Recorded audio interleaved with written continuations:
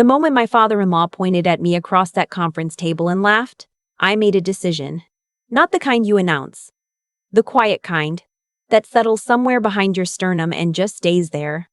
"Go ahead," he said, spreading his hands wide like he was presenting a circus act. "Tell the partners what you actually do here, sweetheart." 12 people were sitting around that mahogany table. 12 people who had flown in from offices in Dallas, Atlanta, and New York. My husband's family had been in commercial real estate development for 3 generations. The Aldridge name was on buildings in 4 states. And my father-in-law, the man who had built most of it, the man everyone in that room called Sir, without even thinking about it, had just called me sweetheart in front of all of them. My husband shifted in his seat beside me. He didn't say anything. I want to tell you, I stood up and delivered some perfect speech right then. I didn't. I said quietly, "I handle regulatory compliance and environmental assessments for the Southeast portfolio." And I sat with my hands folded in my lap while 2 people at the far end of the table tried to hide their smiles. That was 14 months before everything fell apart for him. I need to back up because you can't understand what happened at that conference table or what happened after without understanding how I got there in the first place. I grew up in Knoxville, Tennessee, the youngest of 4 kids. My dad drove a delivery truck. My mom did bookkeeping part-time for 3 different small businesses, sitting at our kitchen table after dinner with a calculator and a cup of instant coffee that had gone cold. We weren't poor, exactly, but money was the thing that decided everything. Which extracurriculars you could do, whether you applied to the school you actually wanted, whether you said yes to the doctor or waited to see if it got better on its own. I was good at math the way some people are good at music. Not because I worked at it, but because it just made sense to me. The patterns, the logic, the way numbers told the truth when everything else was ambiguous. I got a scholarship to the University of Tennessee, studied environmental engineering, got a master's, spent 2 years with the federal agency doing wetlands compliance work before a firm in Charlotte recruited me away. That was where I met my husband. He was in acquisitions. He'd grown up moving between private schools in Charlotte and a summer house in the Outer Banks. His family had a box at the Panthers games and a standing dinner reservation at a restaurant that didn't take walk-ins. He was charming in a way that felt real, which is rarer than people think. On our 3rd date, he told me that his grandfather had started the company pouring concrete foundations for other people's buildings, and that he thought about that every day. I believed him. I still believe him, actually. His family was a different story. My father-in-law had built the Aldridge Development Group from a regional firm into something genuinely significant. He was 64 years old, broad-shouldered with the kind of white hair that looks distinguished on men and invisible on women. He shook my hand at the first family dinner and said it was nice to meet me, and then spent the rest of the evening talking to his son as though I had left the room. My mother-in-law was pleasant, in the specific way that some women are pleasant, warmly surface, carefully distant. She complimented my dress. She asked about my work in a tone that suggested she wasn't quite sure why I had any. They weren't cruel exactly. Not at first. It was more like they had a very clear image of what their son's wife should be, and I didn't fit it, and they were waiting, patiently, for this phase to resolve itself. My husband proposed after 2 years. I said yes. His family said congratulations and threw an engagement party at the country club with a guest list I had no part in making. At the rehearsal dinner, my father-in-law gave a toast. He talked about his son for 4 minutes. He mentioned me once, at the very end, to say that he hoped I would grow into this family. I remember the way the candlelight looked in my champagne glass while he said it. I remember deciding not to react. We got married in May. It was a beautiful wedding. I genuinely mean that. I joined the firm 6 months after the wedding. It wasn't nepotism. I want to be clear about that. I was recruited by the compliance director, a woman named Evelyn, who had seen my work on a joint project and specifically requested me. I told my husband before I accepted. He said it was a great opportunity. He said his father would be fine with it. His father was not fine with it. He never said so directly. That was never his style. What he did instead was a kind of slow, sustained performance of condescension. He introduced me at meetings as my son's wife, who works in our compliance department. He sent feedback on my reports through my supervisor instead of to me directly, even when I was sitting 10 feet away. He told a story at a company dinner about a young woman who thought environmental regulations were more important than closing a deal, and then looked at me while the table laughed. Evelyn saw it. She didn't say much, but she saw it. She started sexting me on communications that would have previously passed over my head, pulling me into meetings I hadn't been invited to. It was her quiet way of building a wall around my work, and I have never stopped being grateful for it. The deal that changed everything was the Riverside project. It was a mixed-use development on a 40-acre parcel outside of Greenville, South Carolina. Big project. Significant investment. My father-in-law had been chasing it for 2 years. The plan was to break ground in the spring, which meant the environmental assessment needed to clear by January. I was assigned to the assessment in October. Within 2 weeks, I found something. The eastern edge of the parcel, about 6 acres, showed characteristics consistent with jurisdictional wetlands. Not dramatic, not obvious, but there. Specific soil profiles, hydric indicators, vegetation patterns that didn't match the surrounding upland. If my assessment confirmed what I was seeing, the development footprint would need to be redesigned. The timeline would slip. The financing structure my father-in-law had spent months negotiating would need to be revisited. I documented everything. I ran the analysis twice. I called a colleague at the Army Corps of Engineers, someone I trusted, and described what I was seeing without naming the project. She said it sounded like I needed to flag it. I wrote my preliminary findings and sent them to Evelyn. She called me within an hour. "You're sure?" she said. It wasn't a question exactly. "I'm sure enough that I can't say I'm not sure," I told her. She was quiet for a moment. This is going to be a difficult conversation. I already knew that. My father-in-law called me into his office 2 days after the report landed on his desk. It was the first time he had ever called me into his office directly. Usually he communicated through layers. He was standing when I came in, which I noticed. He gestured at the chair across from his desk, but he didn't sit down himself. "I've read your assessment," he said. "Okay," I said. "You understand what this means for the Riverside timeline?" "Yes." He picked up the report, held it for a moment, set it back down. "I've been in this business for 35 years. I'd had assessors come back with findings like this before. There are ways to approach it." I waited. The acreage in question is on the eastern boundary. We could adjust the site plan to reflect that limitation.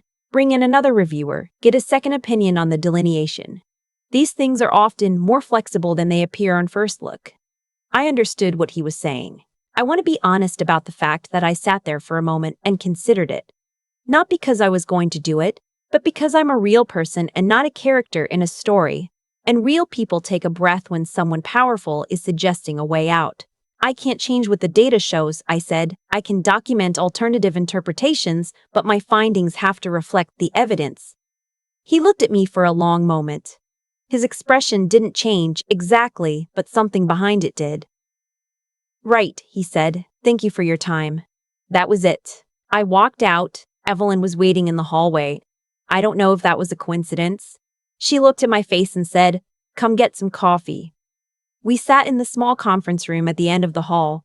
She told me she had been at the company for 11 years. She told me that she had seen my father-in-law push assessors before, and that 2 of them had adjusted their findings. She told me that both of them no longer worked there. One had left voluntarily. One had not. She told me to make sure my documentation was thorough and that I kept copies somewhere outside the company's system. I went home that night and told my husband what had happened. He listened. He said his father was under a lot of pressure with the deal. He said I should give it a few days. He said his father respected people who held their position. I didn't sleep much that night. The board meeting was scheduled for the 3rd Thursday of January. It was the quarterly review, which meant the Riverside project would be on the agenda, including the status of the environmental clearance. What I didn't know, until Evelyn told me the week before, was that my father-in-law had already told the board the clearance was on track. He had told them that in December, when I had already submitted my preliminary findings. When he already knew what I had found. I sat with that information for several days. I want to tell you I immediately knew what to do. I didn't. I went back and forth so many times I started to feel like I was losing the thread of my own thinking. This was my husband's family's company. This was the company where I worked. The board members were people I saw at holiday parties, people who had shaken my hand and asked how we were settling in. and at the center of all of it was a man who had never, not once, treated me like I belonged there. I called a friend from my federal agency days, a woman who now worked for an environmental law firm in D.C. I described the situation without specifics. I asked her what she thought. If you have documented evidence that a material misrepresentation was made to a board, and you have the data to back your findings, you have an obligation, she said. Not a legal obligation necessarily, but a professional one. And depending on the project, potentially a legal one. I already knew that. I just needed to hear someone else say it. I requested time on the board meeting agenda. Evelyn helped me get it. She went directly to the board chair, a woman named Gail who had been on the Aldridge board for 8 years and had a reputation for not tolerating loose numbers. Evelyn told her the compliance department had a presentation on the Riverside assessment that was relevant to the quarterly review. My father-in-law didn't know I was on the agenda until the morning of the meeting. I found out later that Evelyn had specifically timed when the agenda was distributed. I dressed carefully that morning, not because of optics, but because I knew I needed to feel like myself. I wore a dark blazer and the earrings my mother had given me when I graduated. I drove myself to the office. I did not tell my husband where I was going until I was already in the parking garage. He called me immediately. He said, "What is this about?" "I'm presenting my findings to the board," I said. "The accurate ones." A long silence. "Then he's going to be furious." "I know. This is going to affect the family." I sat in the parking garage for a moment with the phone against my ear and thought about what to say. "It's already affecting the family," I said. "It's already affecting the family," I said. "It's been affecting the family. You just haven't been the one absorbing it." I got out of the car. The boardroom was on the 14th floor. Floor-to-ceiling windows with a view of uptown Charlotte. I had been in that room twice before. Once for an orientation when I joined, once for a company anniversary event where I stood near the catering table and made conversation with people whose names I couldn't remember afterward.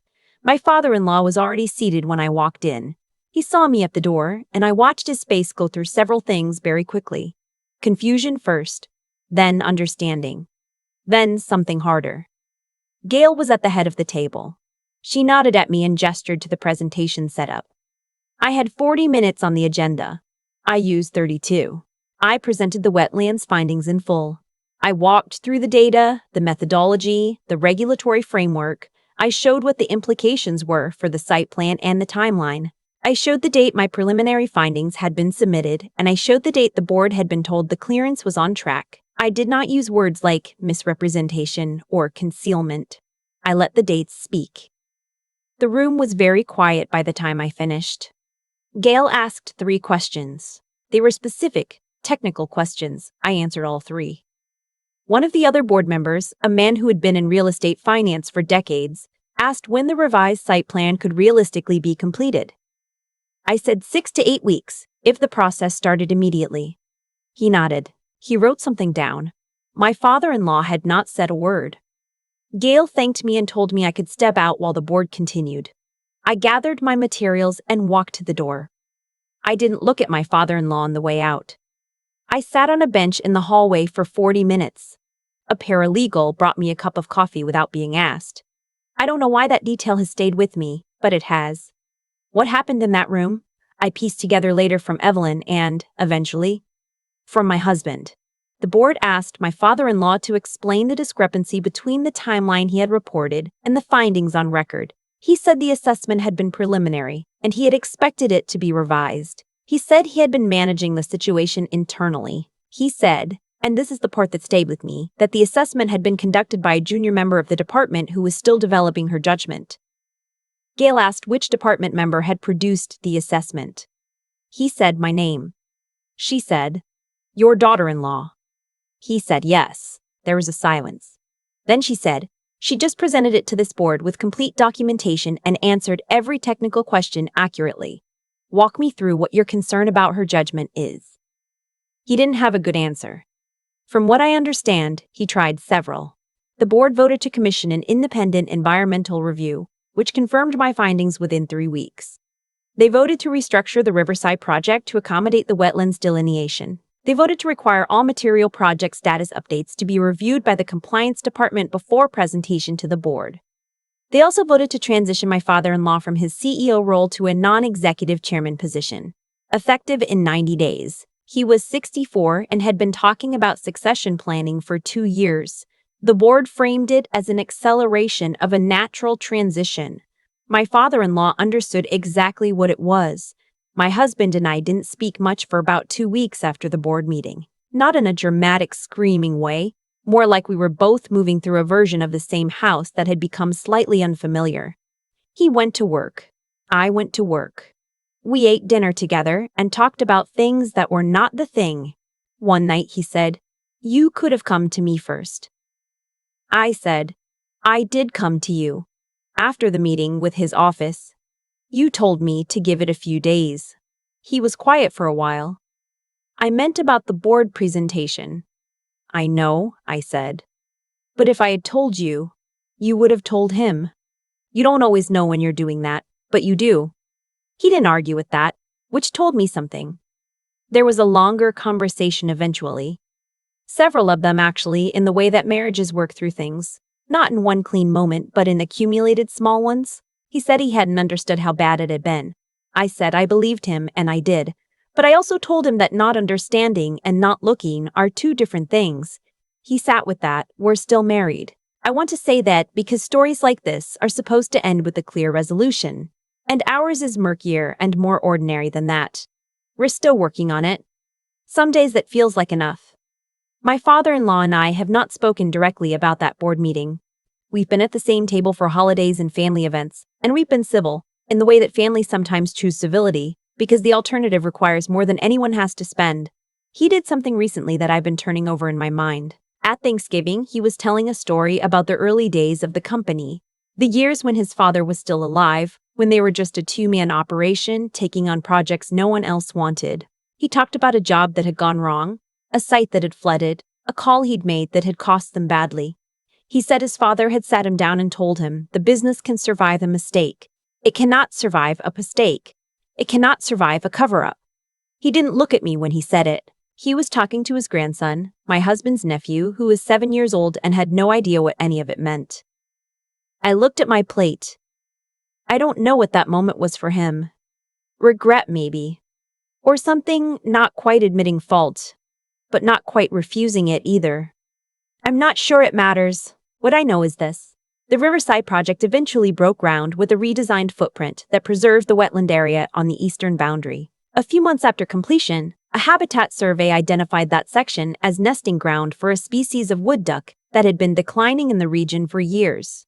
Nobody called me about it. I read it in a state environmental newsletter. I was in my car in a Trader Joe's parking lot, reading on my phone, and I sat there for a minute just breathing. Not because I needed the validation, not because I wanted to say I told you so to anyone. Just because sometimes the thing you were right about turns out to matter in ways that are bigger than the argument you were having. And that's worth a quiet minute in a parking lot to yourself. The earrings my mother gave me are still in my jewelry box. I wear them sometimes when I need to remember what it felt like to walk into that room and know exactly who I was. I keep thinking about that paralegal who brought me coffee in the hallway.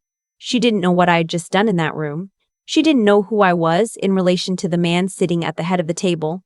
She just saw someone waiting alone and did something kind. That's the detail I come back to, more than any of it.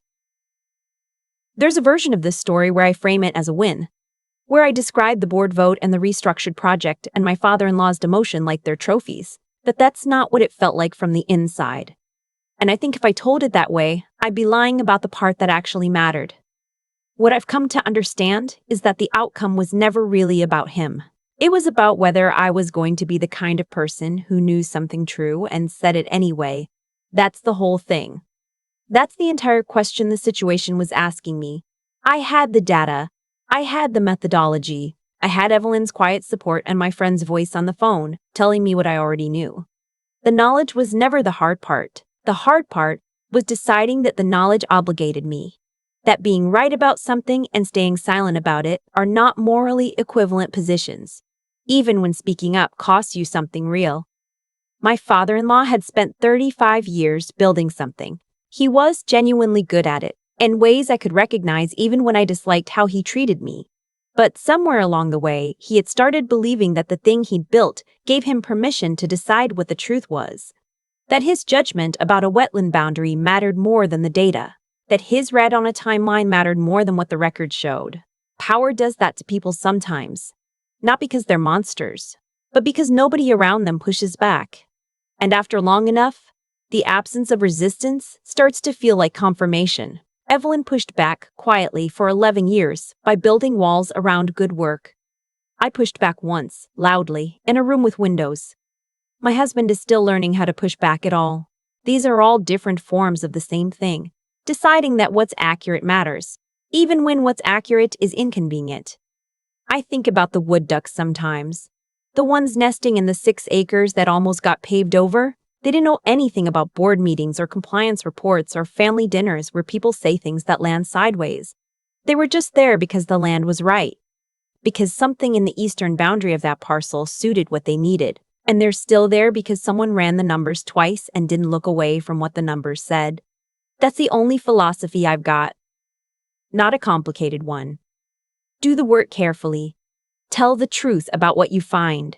Hold your position when someone with more authority tells you to soften it. And understand that the courage to do those 3 things isn't something you either have or don't. It's something you build, slowly, by practicing it in smaller moments long before anyone's watching. I wear my mother's earrings on the days I need to remember that.